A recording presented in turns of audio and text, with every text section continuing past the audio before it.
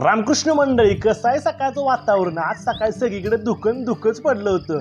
मग म्हटलं जरा जाऊया की चालायला फिरायला, आणि उठलो सकाळ सकाळी डोंगराजवळच्या असलेल्या डोंगराजवळच्या या वातावरणामध्ये गेलो की चालायला.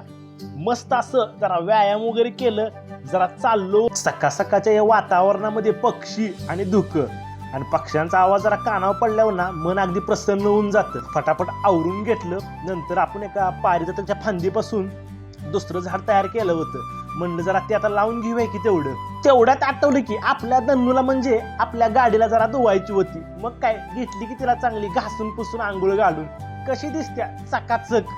आणि हे तुम्हाला माहित आहे का काय आहे? तर हे आहे रोळ, आणि हे आपल्या आजोबाच्या जुन्या काळामधला रोळ आहे. याच्यावरतीच गव्हाची मळणी वगैरे केली जायची. आज घराजवळचा परिसर एकदम छान असा सुंदर झाला होता.